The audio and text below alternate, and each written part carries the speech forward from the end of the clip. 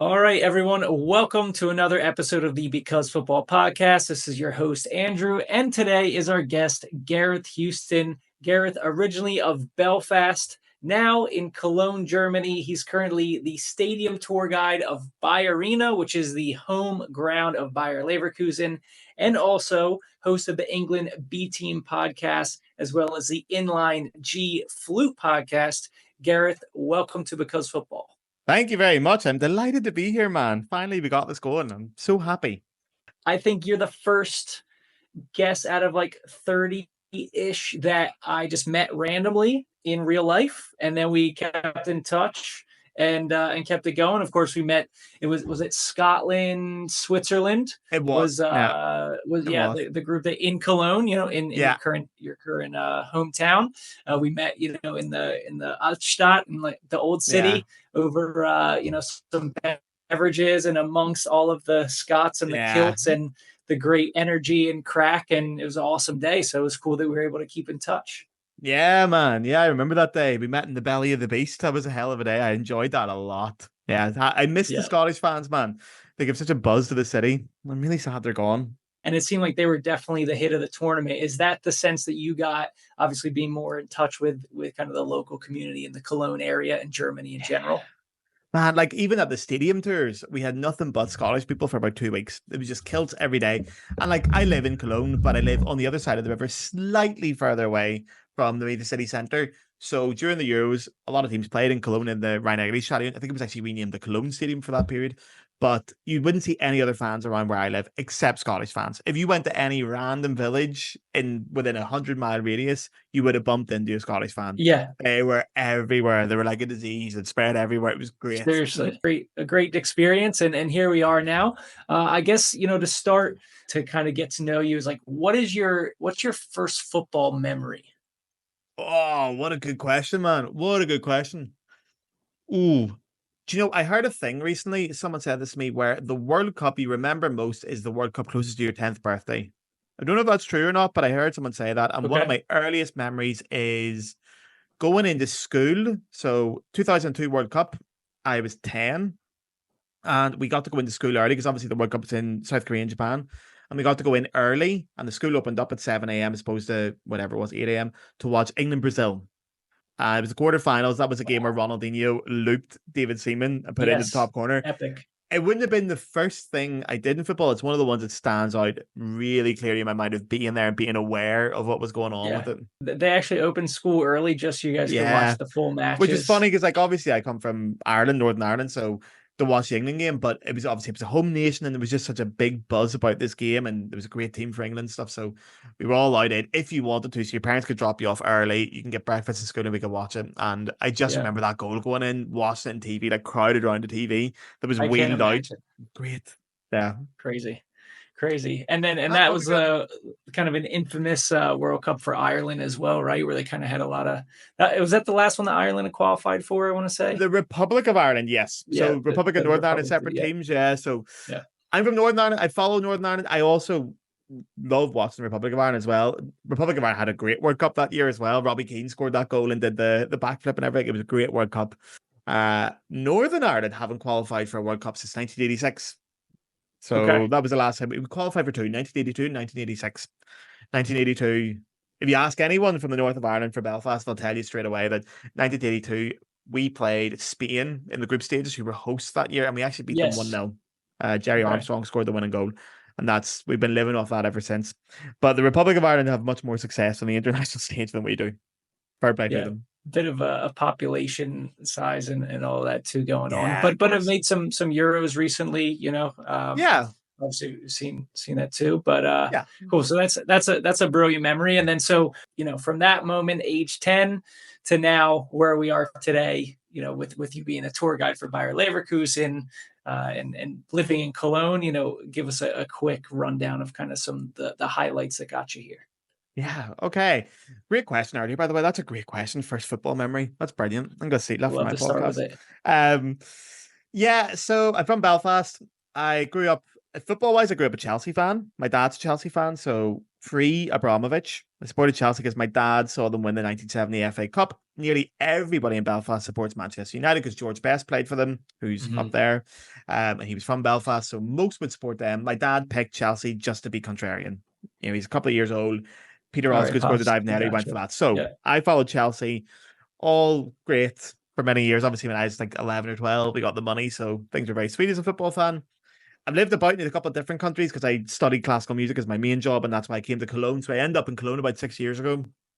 It was great because I lived in France before, which is not a huge footballing country. Paris certainly is not the football hub of the world. It's yeah, like most Parisians kind of hate PSG, to be totally honest. So I never really got to go to Okay. football or Right. do anything there. I came to Germany. It's like, great, I'm in Germany, home of football. I'm living in Cologne. I'll go watch FC Köln. Happy days.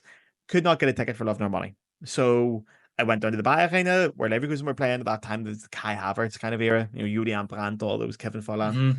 Got a ticket easy and fell in love with it. And that was it. So that was about 6 years ago. I went to my first game, and that's it. Since then, I've been going to a lot of games.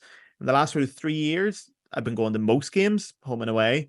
And then I got the job as a tour guide about 2 years ago. Just popped up on the internet one day, and I thought, oh, well, it's a team I support. Why not give it a lash and apply for it? They were very surprised that I actually supported them because this is pre-Xabi Alonso. So, Okay. Yep. Leverkusen were not as popular a club back then. Certainly, we're having a very terrible year that year, actually. So, yeah, the fact that I supported Leverkusen at all was hugely beneficial. And then I started working there. So it's a part-time position, but I love it. And that's it. Now I'm at every single game and get my hands on. That's a pretty awesome story. And I want to back up real quick to when you were in France, because I think some people listening will think, well, France is such quality. If we look over the last few World Cups, they probably could have had 2 or 3 teams entered, right? So developing the talent, but from the point of view, I think you're trying to make of like that fan culture, right? Or like that how football is interconnected, how in like how in step it seems with daily social life. Is that Yeah, what you mean? exactly that. Yeah. I don't know how in depth I can go on this, but football, especially in Paris, obviously directly linked to PSG because there is another team. There's Paris FC, who are not bad. They nearly got promotion, but PSG is the main club. PSG were a small club up until the money came in recently. Yeah. They were kind of the lovable club. Football is bigger in the likes of Marseille, Lyon, down south. Paris was kind of not reserved for that, and football was reserved for the lower classes, the working classes. Yeah. And there was always a bit of a classist attitude towards football fans in Paris. It's changed a little bit because PSG are so stylish now that you can wear a PSG tracksuit around Paris and you won't be judged for it. But that's what I didn't like about it because I love the working class aspect of football. And in Paris, you would get judged a bit for it. It wasn't cool. It wasn't relevant to daily life to go watch a football match. While in Germany, it's built into the culture. Football's everywhere here. So it's just a different vibe. France have a great football tradition and culture. Just Paris isn't really part of that. Gotcha. That I think that distinction makes it a little bit more clear for people who might not know. And like you're saying, the moments and times are so important. Exactly. As those things change. So then you find yourself in Cologne. You couldn't get a ticket for the local club. But I think one interesting thing that ties in, to the Euros when we met is of what were there 12 host stadiums, I want to say. 10, I think 10. 10. So out of the 10, I think there was like 7 of them were for clubs that are currently in the second Bundesliga. Yeah, it's a great figure. That generally, like a lot of them are still like what we would call bigger clubs with tradition, with big following. So I just at first I didn't even realize, it didn't even register because again, I knew of the clubs. You think now Schalke, being a second Bundesliga, Hamburg, like HSV, like those two are two of the giants of football with tradition, with a background. Cologne, the same, they bounce, but like they're so strong. You could look at maybe like a Dusseldorf, maybe, but like still, again, big Hertha as well, like footballing region. Yeah, exactly. So I guess, what would you say is kind of, and then you can look at like Bayer Leverkusen as, of course, they just had this undefeated season, but you were, and maybe some people would think, okay, they were in the Champions League final like years back with Ballack, and maybe like the fan born in the later 90s would know Leverkusen more than maybe more than Schalke, more than Hertha, more than HSV, right? So like, how do you kind of how would you explain these kind of like echelons and of clubs when it comes to prestige and history and tradition within Germany? That's a really interesting question as well. You don't realize as much until you live here and you see the size of these clubs. It has to be said as well, Germany is a football country. So the second most popular sport in Germany after football is the biathlon. Now, it's a biathlon of skiing and shooting. That is the next most watched sport in Germany. Really? So it's I had yeah, no idea. yeah, I would have thought exactly. ping pong, basketball, Handball is quite popular Yeah, here. handball. Yeah. Volleyball is kind of getting there. Basketball, Leverkusen have a basketball team as well, but football is king here. This is real football territory, and people, they're fiercely territorial, Germans, when it comes to their football clubs, and they have huge support. And yeah, you're talking about those giant teams. HSV Hamburg, HSV, they are a monstrously big club. They're one of the most well-supported clubs in Germany. The fact they're in the second division is insane, but Schalke are there as well. Schalke are huge. The big derby in German football is Dortmund Schalke. Like, I think we're sort of led to believe in international media that Bayern Munich Dortmund is the big game. That's not. That's pure TV. The big game in Germany is Dortmund Schalke. That is an incredible match of football. Yeah. Oh, it's unbelievable. Köln, FC Köln, like I don't want to talk up Köln too much. They're our big rivals, so I'm not going to sing their praises too much, but they are an incredibly well-supported club. Incredibly well-supported. Like, they're in the second division now, 50,000 seats. They will sell out every game, come rain or shine. No problems at all. And they're the heartbeat of the city here. They are a really well-supported club. Hertha Berlin, that's one of the stadiums that was used because they play in the Olympiastadion. A little bit different, that situation, a little bit different, but still a well-supported club. And German football is just, it's a totally different beast. So you have these great historical clubs.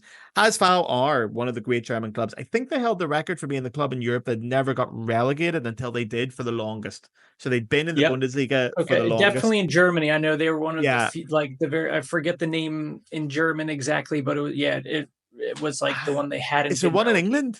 Is there one in England that hasn't? Is Everton maybe haven't got relegated? That one I don't know, to be fair. I feel like there's one team in England that maybe still exists from the old Football League, the original. It might be Everton. I have to check that.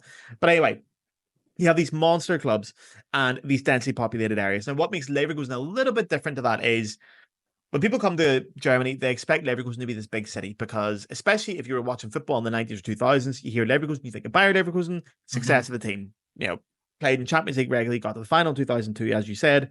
Great team. Leverkusen is a very small place. So it has about, I think it's 160,000 people is the official number we've got of the population recently.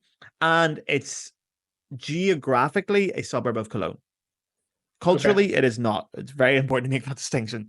The Leverkusen fans will kill me if I say anything else. But geographically, in terms of the distance relative to Cologne, it's a couple of minutes. So it's very, very close. It was a town built essentially for industrial workers from the Bayer factory. And that's why they're not one of these massively supported clubs. We have a smaller stadium, 30,000, just over that. We're not massively supported because you're 5 minutes away from Cologne, who do have their 50,000 million and a half people in the city. You're 5 minutes away from Dusseldorf in the train, who also have Fortuna, well-supported club. Dusseldorf is a smaller city, 500,000 people, but 40,000 seats, they will sell it out. And then also in this state, so North Rhine-Westphalia, you have Borussia Mönchengladbach, Borussia Dortmund, Schalke, Bochum, Duisburg, all in this area. So that's what dictates the size of a club essentially in Germany, is where they're from and the amount of people following them. And that's the only real difference. HSV the same. Hamburg's a massive city. Pauli have a huge support as well. Munich, obviously, huge. Even 1886 Munich have a huge support as well. They're a well-supported club. Berlin has the two Berlin clubs as well. Everywhere has great supported clubs. Leverkusen is just small. What do you think it is, even for, like you're saying, for Cologne, right? Second division, they're still selling out. Schalke, has been second division, HSV, and still so much support.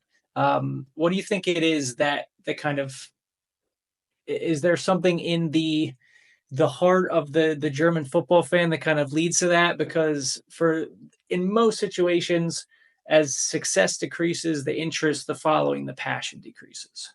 Have you been to a Bundesliga game? Did you make one in your time? I did. I actually went to HSV back in the day. I think that's the only proper Bundesliga match. When they were in the Bundesliga or when they were relegated? They were in the Bundesliga. It was against Wolfsburg, I think. Okay, and you can see what the atmosphere is like at those kind of games. Yeah. Do you remember how much you paid for a ticket? Maybe €20, maybe 22. There you are. Might have been. Yeah. I think there's no real secret to this why German football is incredibly well supported. The English Premier League is well supported. La Liga, Serie A, they're all great. But German football is cheap and it's built towards the fans. And that's the secret. That's easily the secret of what makes football great here is it's affordable. And the general idea of German football is if you are a full-time worker on minimum wage, which in Germany I think is €12.41 at the minute. If you're doing your 40 hours a week or 37 and a half hours a week on that, you should be able to afford a season ticket to your club, no matter how successful they are. That's the basis of German football. So a season ticket at Leverkusen, they start at €290 for your whole season. That is common across German clubs. When you buy a ticket to a match, your train to and from the stadium is included. Beer in the stadium is usually less than a fiver for a pint. It's incredibly affordable. Now, that's not always out of the goodness of the hearts of the football clubs, but the fans will protest and they will go against things if they have to. They will make their voice heard. Football plays such a central role in Germany that they can't get away with charging these prices. And that's why when they go to the second division, the fans will stand by them because they're not going to charge them 50 quid a ticket. They're not going to start throwing out 6 jerseys a year. They're going to keep everything as relatively priced as they can. And there's no other secret to it apart from that. Interesting. Yeah, it's very simple. Very simple, Well, it is. straightforward. Just making because other countries have great support. I'm not going to say German football fans are more passionate than English fans or Spanish fans or Italian fans, or that's not true. It's just simply because I think because of the price of things, you can keep the original fans and the hardcore fans in the stadium. That's it. And thinking now, like some of the other matches I've been to, even just face value tickets, like it's probably just as, if not more affordable to go to like a Bundesliga match than League One, League Two in England from certain things I see, and again, there's some reason, or certainly then compared to even like my club, Philadelphia Union in the MLS, I think the low end of a season ticket's probably roughly 300 to 400 US in the supporter section, which is still like more affordable, but it's kind of like that's good though. Standing room and that, and so, but yeah, so again, pretty straightforward. Yeah, but I've heard Philadelphia has that kind of like it might be relatable in that sense. Philadelphia has that reputation as well of being a working class sports city, doesn't it? For sure. Yeah. So I feel like I guess the idea that is to kind of keep that connection and make it more accessible for at least that supporters crew. The rest they're orienting more towards families and things, and so it's a little bit different than the individual worker, I think, as far as their like ideal target audience and things. Yeah. But again, we also have a very different in our own background when it comes to MLS and supporting clubs and things too. So tell us, you're the official tour guide for the BayArena, right? For the stadium. Yeah. Give us like a quick rundown of like what that experience looks like for us if we were to go and take the tour with you. What do we get access to? Do we get to shake Xabi Alonso's hand? I'm sure he's on the hand for every single tour. You get to kick around with the lads on the training pitch. What are we in for? You'd be surprised actually. So the Leverkusen tours, they're fantastic. Like I obviously have to say that because I work there. I'm contractually obliged to say that, but I have done a lot of stadium tours since I've got this job. Just go and see other clubs and see what they're doing. First of all, I'd say the price at other clubs. I went to Chelsea last year. My team, £45 for a stadium tour, 90 minutes. Ours are €10, 90 minutes guided.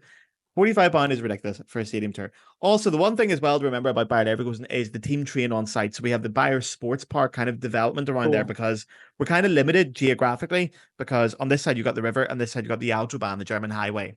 And Leverkusen's in the middle of NRV again, North Rhine-Westphalia, which is so densely populated. There's only a small area where they could build stuff. So when they built the stadium, they put the training pitches right beside it. So the dressing rooms that the lads use for matches is what they use during the week for training. So the players are always about. Training is usually open. If we put it on our website, you can go down and watch training any day. Really? I'd say most training sessions are open. We'll put it up if it's going to be closed, but it's open. You can pop down. It's totally free. You can meet the players afterwards, get your selfies, get your stuff signed. That's awesome. No problems at all. That happens every day. It's just, that's a very traditional thing in German football. You have to keep that connection to the fans. So when we do the stadium tours, you get access pretty much all areas. Now, it is a fully functional football stadium. We have a lot of private events, a lot of corporate stuff. It's always different. So every tour where we can go and what we can do, because the players train there as well, they might be busy.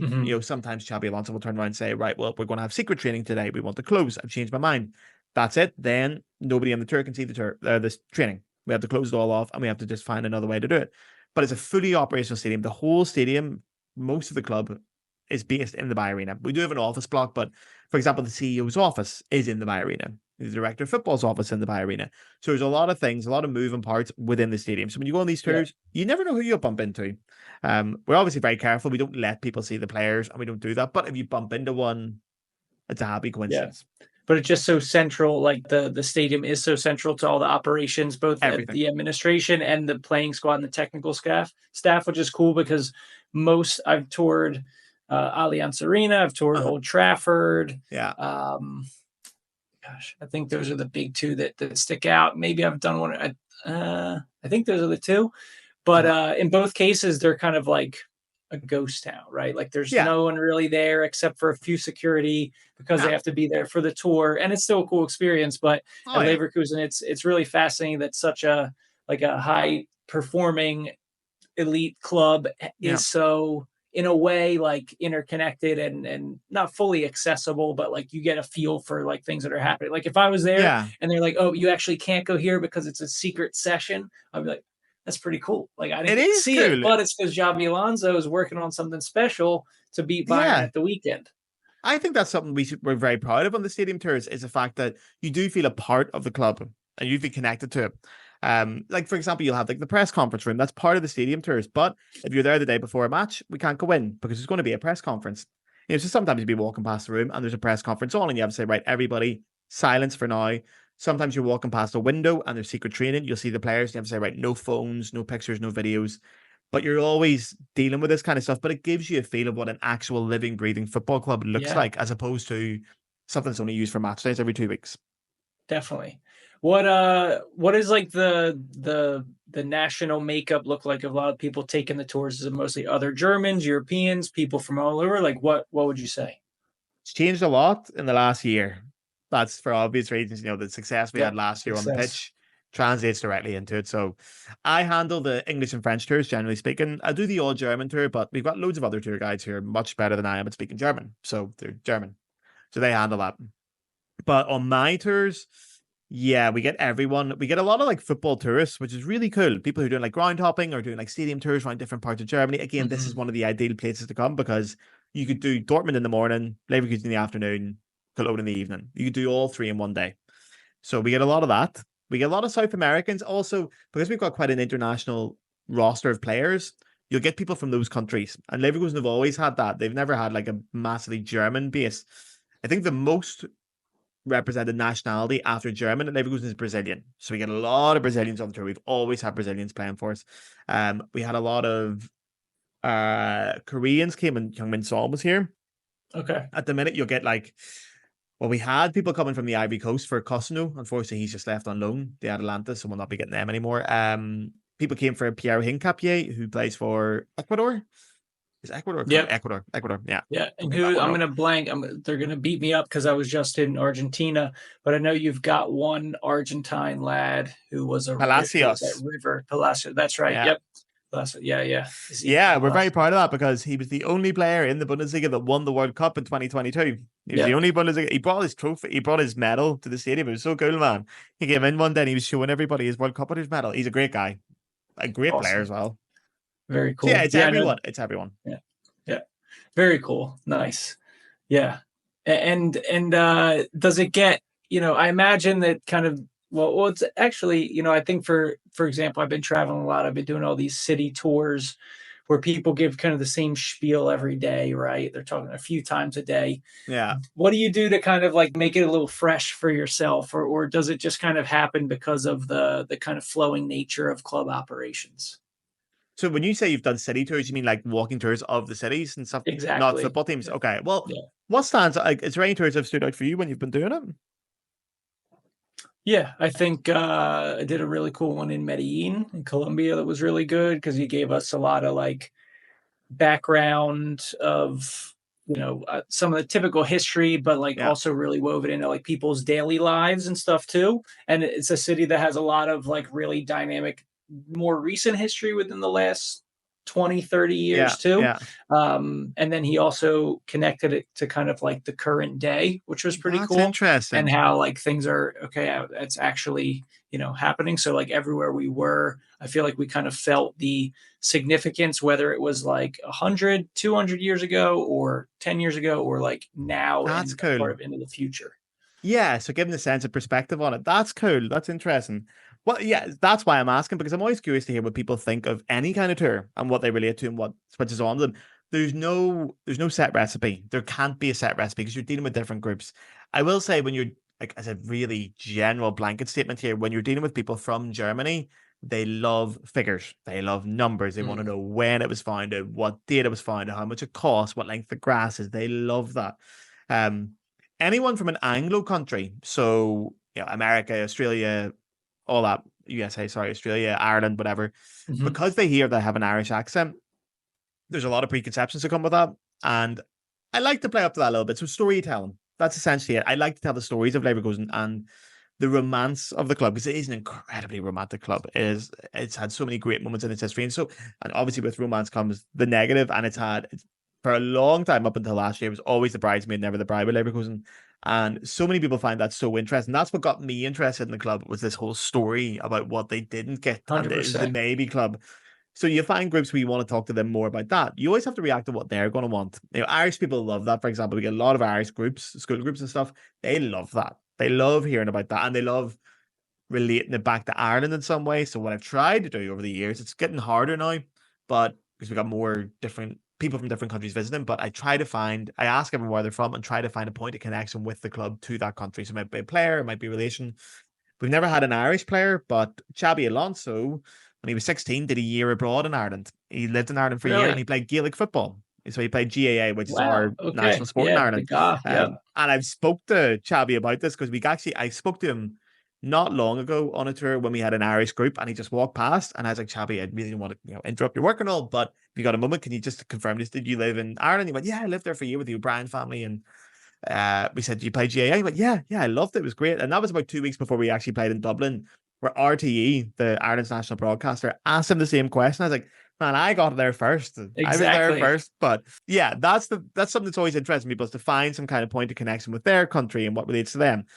Different people, different ideas, but I personally find the romance of the club and the story is the most attractive thing about it. It's great. Yeah. 100%. Yeah. Yeah. And I think through just coming in contact more with more like true like football supporters and getting to travel more is that story aspect. And obviously I see it like with the Philadelphia Union, my own club back home. It's just a shorter history. But like but then I Mm. can look at the Eagles, the football team, or Oh yeah, the Phillies, the baseball team, or the Flyers, the yeah, 76ers. Like I know what that's like what the defining moment that my grandfather saw, what my yeah, father saw, what I saw, and then how they all come together. And again, the highs and especially the lows that you come back from as a yeah. club is just so The lows are so what make it, cool, man. and everyone's own perspective on it as well. Yeah. How long have Philadelphia Union been going? When were you guys founded? I think we're in year roughly 15. Okay, so it I is think very we're new around then, yeah. 15 or so. Yeah, But I suppose you're at that point now where you're starting to get a bit of a club culture now because you've been around long enough that people remember things and it's starting to build into something. exactly. Yep, yeah, It's and cool. we're kind of in the Leverkusen situation as well, where I think we've been in definitely three, if not four finals, lost all of them, lost a few important semifinals. Yeah. So we're kind of in Yeah. that place. So we're like waiting for that moment. But I think Oh, that's what makes like the victory so much sweeter. oh, So speaking of that, like what was it like? And you were saying you're at so many of the matches. To sum it up, Leverkusen, simple, undefeated domestic season, almost fully undefeated through all competitions, except for unfortunately that Europa League final against Atalanta. do you know where the game Sorry, was against Atalanta? The one game we lost, do you know where it was held? I don't. Dublin, Was Ireland. it? Yeah. Broke my heart, man. Broke my heart. You were Well, waiting for no, we'll not talk like about that, but yeah. Uh, some Gaelic luck and didn't come through. Oh, because we had this. So yeah, the answer to your question, that we had this amazing week lined up because we were collecting the Bundesliga trophy on the Saturday at home to Augsburg. That was the last home game of the season. So you get your trophy then. And also, usually when you've won the league a couple of weeks in advance, you sort of run out the clock with the league. But because we were going for this unbeaten thing, every game counted.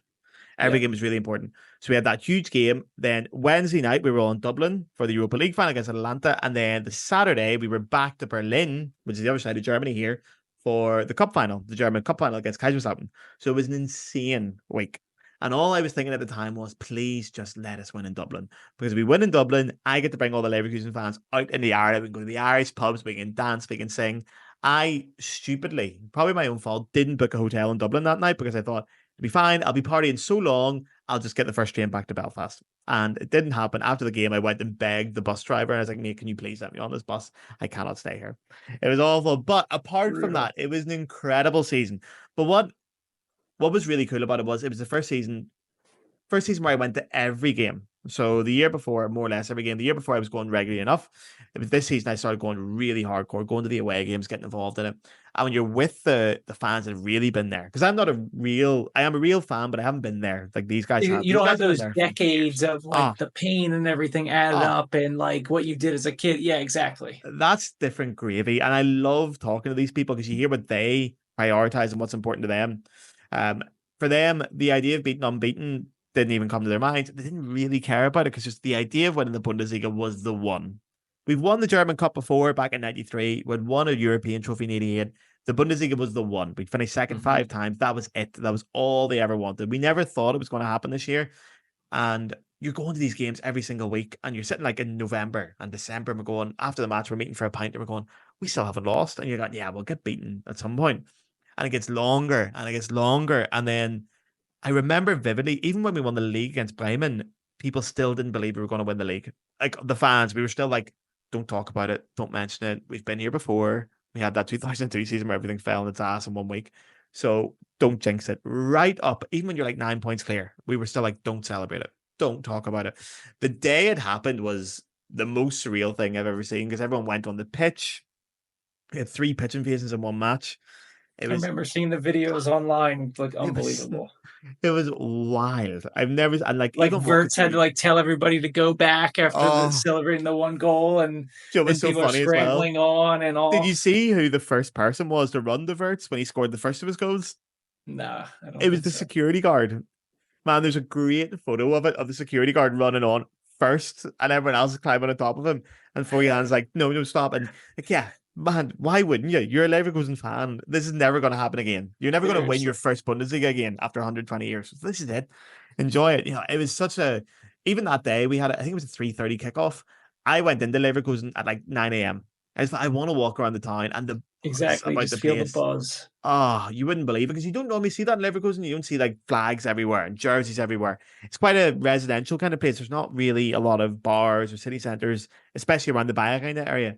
It's very quiet, but everyone was out and there was paintings on the walls. There was every 10 feet you went, the fans had sprayed on the Wir für unserem Traum, which like us together for our dream. That Yeah. sprayed it every couple of steps along the way. It was just like, what is going on here? It was the most insane day. And then it kept getting more insane because suddenly you're still winning.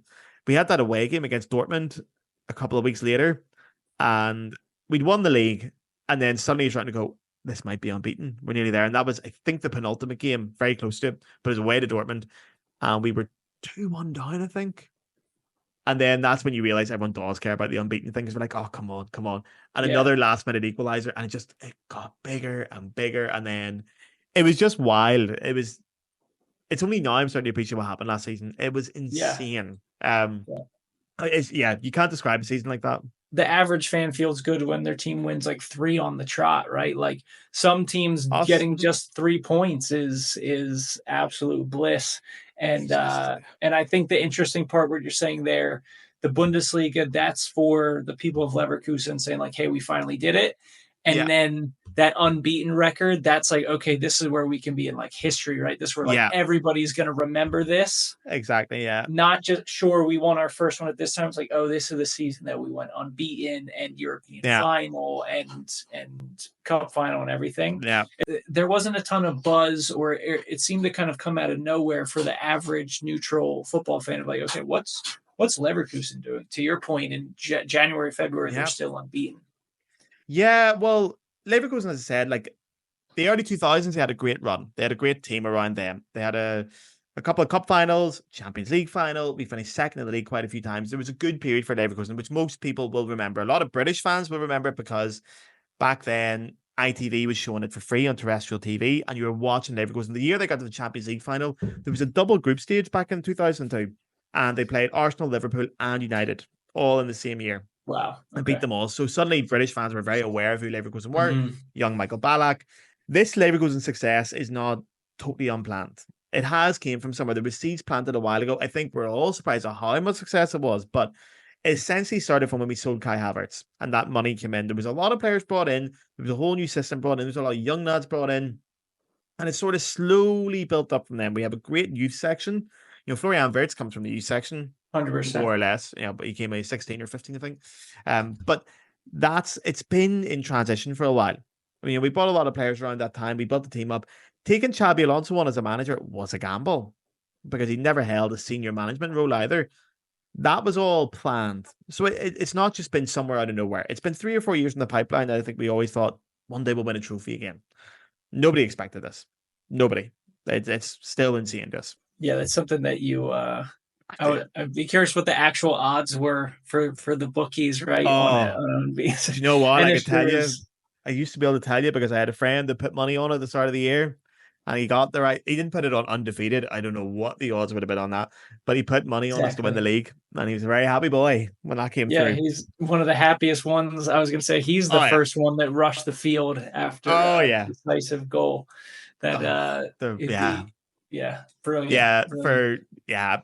It was a great day, that Bremen match. It was insane because again, a lot of these matches they get blurred into one, but I think we were 2-0 up. Florian Wirtz came off the bench. Actually, he didn't start that game, and then he scored a hat-trick afterwards. But the third goal he scored was the one. It was a great goal as well. That's where the first pitch invasion happened. Cleared everyone off the pitch. He scored again, like the 82nd minute. Second pitch invasion. Cleared everyone off the pitch. But you were starting to worry at the time. I was starting to think this could be abandoned. Like if this keeps happening, we could be in trouble here, exactly. and we Are don't we going to want our step in one it? loss of the year to be when we could have won the league. And the other teams would have loved that Leverkusen threw it away because of themselves. They would have loved that because they have. I'm sure you're familiar with it, but they have the Fitzekusen thing in German, or Bayern Leverkusen is what they say in English, Okay. of the team that always finishes second, that never quite get there, and they would have loved that if we had screwed it up ourselves. So the third goal went in, and by the 89th minute, I think, or just bang on 90. And then the referee, from what I understood, it spoke to both managers and said, right, are we happy to call this? And they went, yeah. And that was it. And then we were on the pitch for, I don't know how long. People were there. And then the party in Leverkusen afterwards, the streets, the things that were happening. It was just, yeah, there was a lot of sore heads that next day. I Yeah, I'm sure. stupidly, don't know why I did it. I realized the next day I had a tour. I had a public tour the next day after winning the league at 11 o'clock in the morning. And nobody else was doing the tour. We couldn't find another tour guide. And I was thinking, why somebody signed up for that date? And I was realizing, oh, that's why no one signed up for that date, because they're all going to It's the be day after. hungover. Yeah. Yeah, So I exactly. turned up and I had to apologize. I was like, listen, I'm sure you know there's no one working today. I'm the only one stupid enough to do it. The stadium's a mess. The streets are a mess. Everyone's got a hangover today. And you just have to get on with that. There you go. Talk about giving a little bit of like spicing it up a bit for your tours. Hey, it was the day after the win. You could see the carnage that was the Ah, field again. Pretty cool. That would definitely be a memorable day. I'd be ah, happy just to kind of be like, hey man, you can have a seat yeah. and get in a nice Ah, dark room for yourself, and we'll kind of just let ourselves in. do you know? Well, yeah, I would have loved that. But you know what's actually really cool about it as well was the press conference room, because the press conference room is in the stadium as well. So it's bang in there. There's no windows in the press conference room. And anyone that saw the interview, Xabi Alonso came up after the Bremen match, did his normal post-match interview, and as is German tradition, the players burst in the door, covered him in beer. Now it's a carpeted room. So we had to replace the carpet in there actually at one point. For about 6 days afterwards, the smell of stale beer in that room, because no windows and a carpet does not mix well with couch. And the Exactly. smell of it, the grass was destroyed. I could not believe how good a job the groundskeepers did of getting it back together for the remaining games of the season, because it looked immaculate for the last few games, which, considering that, was incredible. We'd I know actually at won least pitch of the year for a couple of years running, best pitch in the Bundesliga. And apparently in the rankings, we were on top to win it again until that pitch invasion. And then we didn't win it last year. I think Frankfurt got it last year. Nearly got it. But again, that's one trophy we're happy to relinquish. Exactly. You'll take that any year. If that's the trade off, that'll Oh, be it. yeah, man. So cool, man. What would like a Leverkusen fan have given if you told them like July 31st of last year, Mm-hmm. you know, this could happen, right? What actually happened, the undefeated league, winning the Yeah. Bundesliga, all of that. Like what would you give for that? Right? If you were talking to a genie or a wizard Uh, and it was like a trade-off, right? Like that's what I'm thinking. Like the depth and the magnitude of it. I Again, totally winning get it, you. but like in this fashion, Yeah. just wow. I think the fashion didn't make much of a difference, to be totally honest, but winning it in any sense, again, we have to look at Leverkusen as the town it is. It is a small town. It's 160,000 people now. It's bang in the middle of Cologne and Dusseldorf, two big cities, two very different cities, two rival cities. Dusseldorf is the more wealthy, upmarket city. Cologne's kind of its, you know, cool but poor cousin. That's about like Manchester, London. And Leverkusen is neither. It's right in the middle. They don't identify as being Cologne people. They share a lot of traditions like carnival and stuff, but they have their own version of it. It's a very unique culture. And they don't Mm, identify as being Dusseldorf people either. They are Leverkuseners and they're very proud of it. Now, Leverkusen was essentially built to house workers from the Bayer factory, as in Bayer Leverkusen. So the center of Leverkusen, everything about it is this football team. The football team is so huge in the community. It plays such a part in people's lives. Most people in Leverkusen have been to the matches. Again, 160,000 people, 30,000 seater stadium. Most people will get to the match at some point. It feels like mhm. part of your community. People will see the players about. They will go to training sessions. The players always do things in like outreach projects in schools. If you go to any school in Leverkusen, chances are your football coach works with Bayer Leverkusen. That's how central the club is in a small German town. That's not just a small German town, but it's a small German town that feels a little bit alienated from its neighbors. So it is this Mm. one place that's very, very unique. So the idea of them winning the Bundesliga, which was their holy grail for 120 years, and it happened on their 120th birthday actually, was obscene. And I got the really nice pleasure of going to a lot of the away games last year as a fan, and I went with the supporters groups. So for example, there's certain games in Germany where German train system is famous. Football supporters will hire out their own train to go to the match. They call it the party train. It's great. You get a thousand I people on didn't the know train. about that. I knew that the Party trains train's great. were Party. far-reaching and a great mode of transport to get to, but I didn't know you could rent your own You train out. can. Oh, Germany, you can do a lot in the train. The party train is amazing. So, apart from the party train, because I also should say, in Germany right now, we have the Deutschland ticket. So, it's €49 a month for unlimited transport in Germany, the whole country. So, any Saturday, like 9 o'clock, you've got football fans going everywhere. Everywhere. Every train's for the football fans. You can drink on the train as well. They're all there. But for big away games, a couple of times a year, we'll get the party train, which is a private train you hire out. They do different teams every weekend. It goes from your station. It's usually about it's for the teams that are about 6 hours away. So maybe too Yeah. uncomfortable for your own, like a public train. Mhm. They're great. Now, they obviously subsidize the prices if you're part of the supporters club. You got 1,000 people in these trains. I went to see, I think it was Heidenheim away, was the last one I went to. Train broke down a few times. It was a 9 hour train going and it ended up being 13 hours back. Now, this train was around about February, March time, where the whispers of winning the It's Bundesliga were cold. starting to happen. Yeah. Now, it Okay. broke down for 3 hours in the middle of nowhere at like 2 a.m. It was a long, long, long night. But when it breaks down for 3 hours, everyone's had a few drinks. You get a lot of conversation. So I was going carriage to carriage. It's like a proper, oh, it looks like the train in Harry Potter. They have those kind of train, like carriages. I'm Yeah. going carriage to carriage. And I'm sitting down with Leverkusen fan and going, now, lads, if it did happen, I touch wood, if it did happen that we won the league, where would you go? What would you do? Wait, I loved getting these answers, man, collecting them from people. And every one of them is still like, don't say that. But if it did happen, best time of life. And they all had their plans ready. They're like, I'm going with my granddad. I'm going with my dad. I'm going with my mum. We're Beautiful. going here. Or a lot of them even like, we're not going to the stadium. We're going to go to a bar to watch it because we don't show it very often in bars, but we can go today. Or we're going to watch it with my family. They've all had their plans for years. They've been ready for this. It's 2002. They've all been ready for this. Most Leverkusen fans haven't seen a trophy because the last one before that was 93. They've seen a lot of cup finals, a lot of second place finishes. They haven't seen a trophy. They've done this so many times. I remember like when all the fans stormed the pitch, I sort of thought, I'm going to take a step back here because this is kind of their moment. Now, I'm new to the Mhm. club. I've been here in relatively successful time. I don't need to get involved in this. I let them go and do their thing. And you just watch them and you're like, man, this means so much to them, so much to the city. And yeah, there's nothing more to say. It was just, you can't put into words how much it meant to them. And it's such a unique place. I've really fallen in love with Leverkusen as a place in general. You get to know it. Like I live in Cologne, a very different city. I love Cologne as well, but Leverkusen is this really special, unique, small town that just the football club plays every role in. And that night in these tiny little bars, like there's no like big bars in Leverkusen, there's tiny little pubs. They were hiving with people. For as I'm sure long a as long lot of as can people be. stayed up to sunrise that night. I'm sure a lot of people did, just thinking I'd never want this to end. The only Mhm. problem was a lot of us had to get ready for the rest of the season and a couple of European games and things like that. But the day getting the trophy was also special because seeing it in person was something else.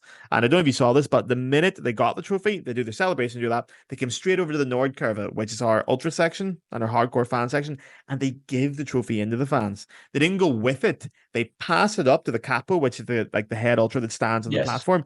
They give the actual proper Meisterschale into the fans and let them all kiss it and pass it around a bit. In England, they wouldn't give the trophy in. They would never. The Yeah. security would stop you. Trophy probably wouldn't come back, to be honest. But in German football, it's like you nearly have to do that. Like, no, this is for you guys. This is we won this, but it's for you. You see these things in German football, and you go, that's uniquely German. This connection they have to their clubs is it's so great to see that connection stay between the lowest level, like the cheapest seats in the stadium fans Hmm. and the professionals. There's no barrier. They're totally in Yeah. sync. Yeah. There's that. It's kind of that mix of like respect, but also like accountability that I feel like Yeah. is an aspect of modern football that a lot of people are feeling like we're losing. Mm. And I think so much money, so much commercialism has gone into things for the players' own good. Like, for example, I saw Messi play in Philadelphia Oh, like nice. last year, right? Nice. Huge momentous occasion for like Philadelphia soccer history and culture. Yeah. You have Messi there, right? Usually you can access like you can at least stand next to the little walkway area where the players go from Okay. the locker rooms, like Yeah. from the changing rooms to the pitch. Okay.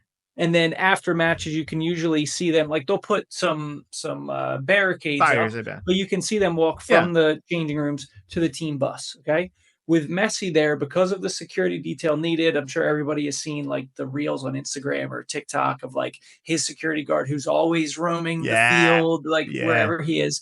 But like, not only did they have the barricades, they had like fully like 7 foot fences with mesh. And after the match, he would not leave the changing room until every single person left the stadium. Wow.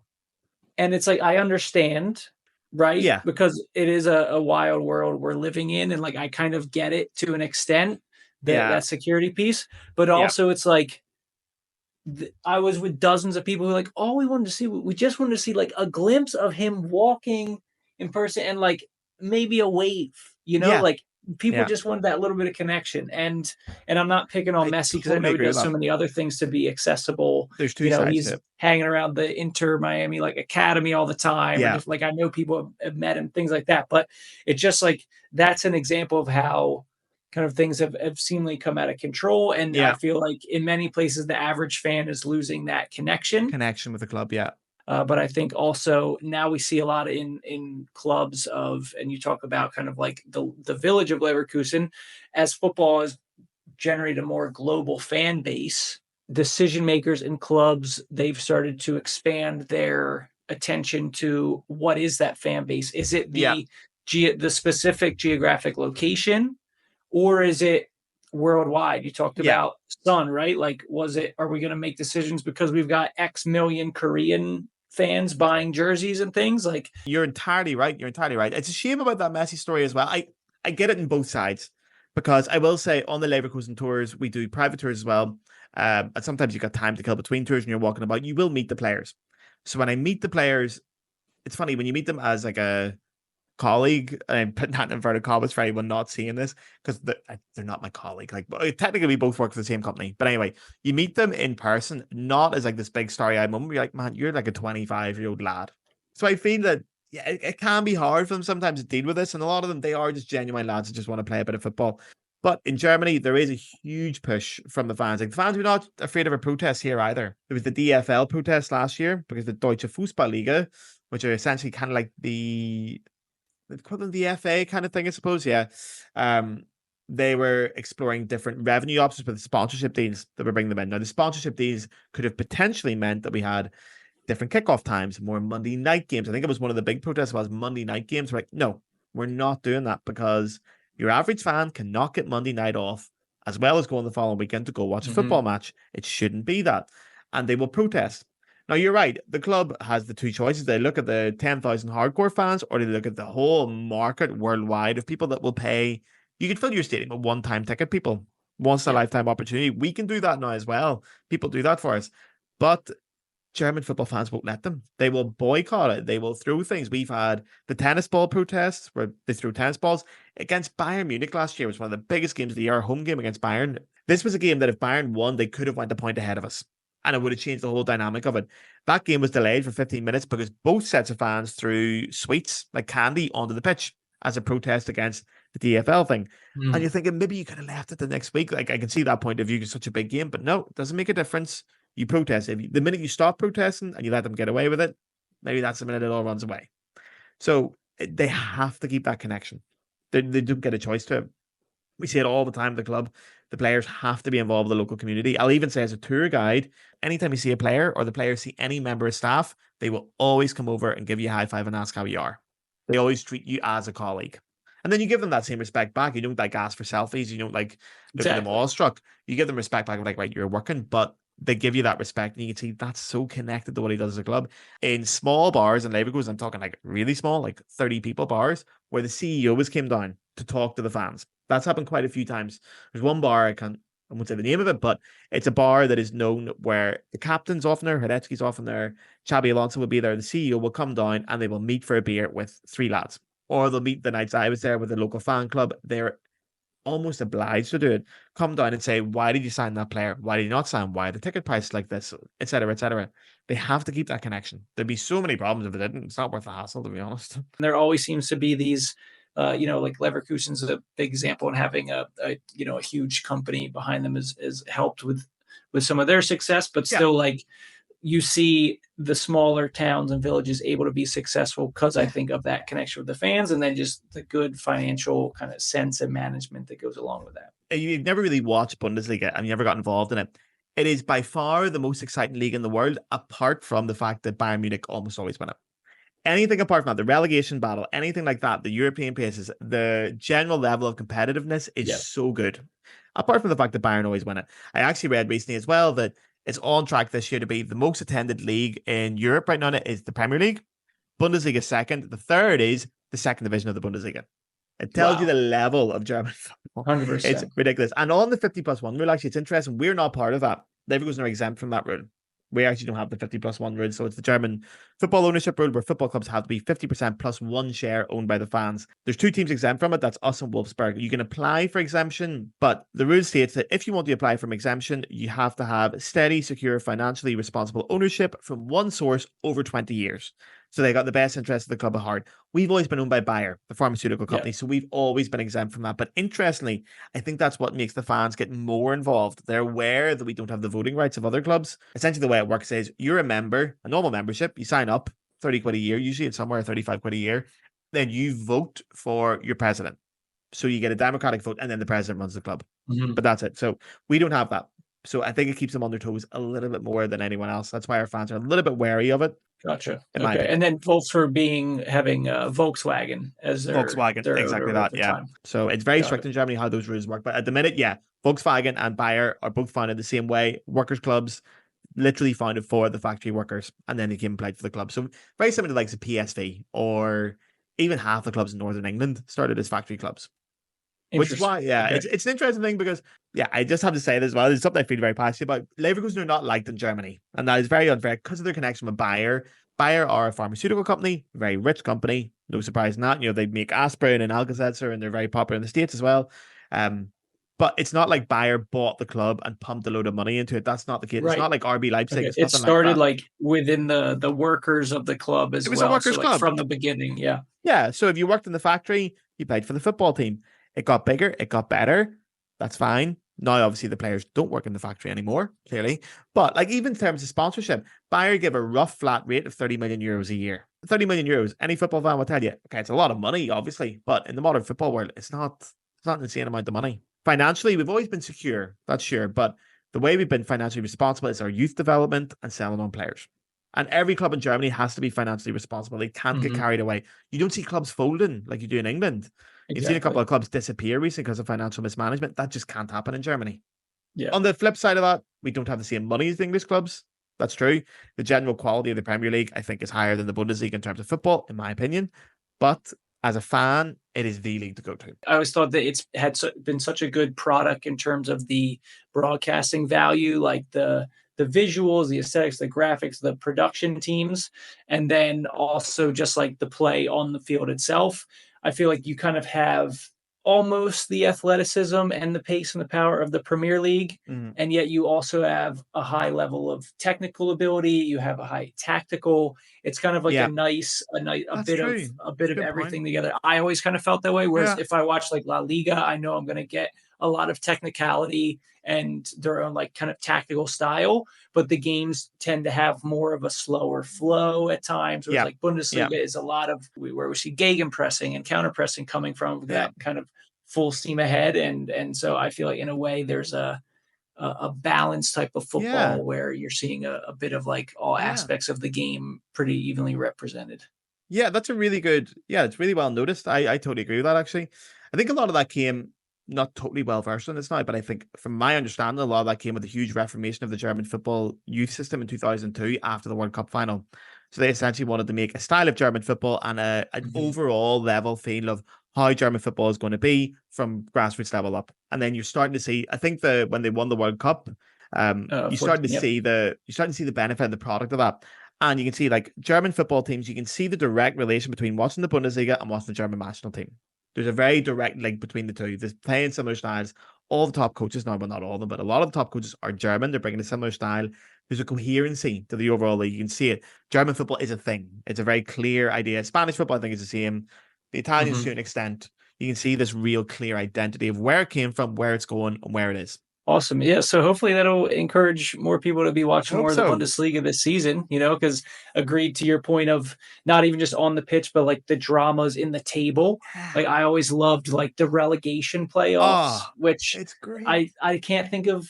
There's probably some, and somebody please comment, but like that's something that was always so unique to me and cool. And it's like, there's always a chance, like who's going to go down from the relegation playoff and who's coming up. Sometimes there's 3-4 points between, places 3 to 12, right? Yeah. Like, and you don't know who's going to be ending up. Like it really gives meaning to each match. And this year, especially because you got a title race now, you've got an actual title race for the last few years. You got Leverkusen and Munich. I think that'll be it, in my opinion. But you've got that one thing that was missing from German football. Oh my goodness, you watched the last day, the year before last, when Dortmund lost the league on the last day.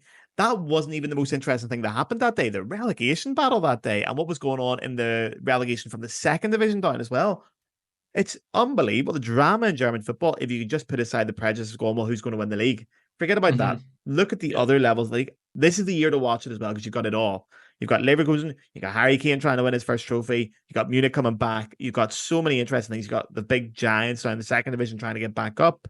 It's the year to watch the Bundesliga. This has been awesome. I feel like I had a good sense of German football and have done my research. I've been interested over the last 15, 20 years.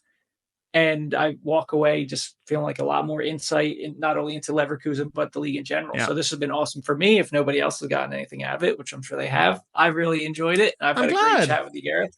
Can I ask one question? Actually, can I ask one quick question? Bring it on. The jersey you've got from your podcast, is that for sale? It is not. That's a great question. It is not. You're the second person in as many weeks that has expressed interest. So we've got to give a shout out to. This is the Because Football kit, and it's by Icarus, which is a Philadelphia and London-based kit manufacturer. So everybody check out Icarus. Actually just put out a video. They do their Icarus Cup is like an amateur 6-7-a-side tournament they do. I'll link it for everybody to check out too. But it is I got to talk to them about it. And actually, speaking of German football, I knew that like based on the logo with green, black, and white. And so I was looking at clubs that had kits like that. And the biggest influence, could you guess? It wasn't a current, it was a little bit older design, but it is a German club that I took some of the influence for the design from. It wouldn't have been Bremen, would it? Not Bremen. They didn't really wear black, no. Ooh. Not too far from you guys. Gladbach. Yeah. Their last Friday, If it ever goes on sale, hit me up. I'm definitely interested in getting one off you. Thanks, mate. Thanks. Cool. Yeah, we'll definitely have to keep those chats going with Icarus, see what we can do. The way that we finish each episode, could you finish the sentence because football, dot, dot, dot. Ooh. It's such a great question.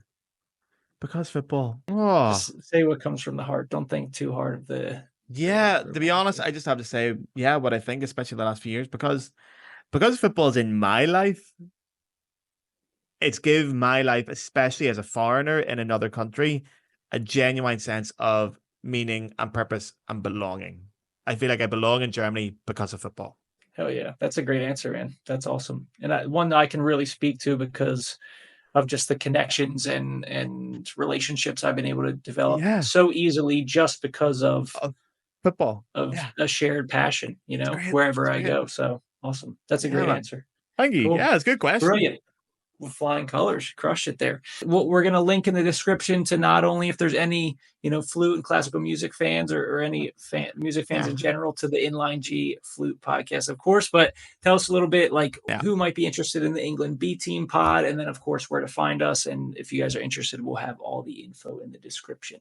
Yeah, so yeah, the Venn diagram of football fans and classical music fans, there's not much in the middle of that. But on the football side of things, we have the England B Team podcast. That is a football podcast, semi-regular episodes. We also have a couple of challenge things and stuff up on our websites. Me and my co-host Joe Edwards, an English guy. It's a lot of the kind of stuff I was talking about today. Very Leverkusen heavy in some episodes, a lot of history about football, anecdotes. It's more that fun, slightly more Irish storytelling side to football. It's a great podcast. You can find it wherever you get your podcasts. Well, I obviously think it's great. And you can find me on all the social media, Gareth Houston. You can find the England B Team pod wherever you go on your social media as well. It'd be great. If you find us from there, please tell us you found us from here so I can give a big shout out. Yeah. We want to know if we're creating more Yeah. friends, more Yeah. belonging in the football podcast world. So brilliant. All right, Gareth, this was great, man. Love the passion, My love the pleasure. Thank you. depth, and you've got a really awesome, unique little nook within the football world. Great to be part of such a good podcast as well. You're doing great stuff over there. Thank you, man. Delighted to see it. Appreciate it. Cool. All right. Well, everyone, thank you so much for listening. Vielen Dank. Bis zum nächsten Mal. We'll see you guys on the next one. Tschüss. Ciao. Peace.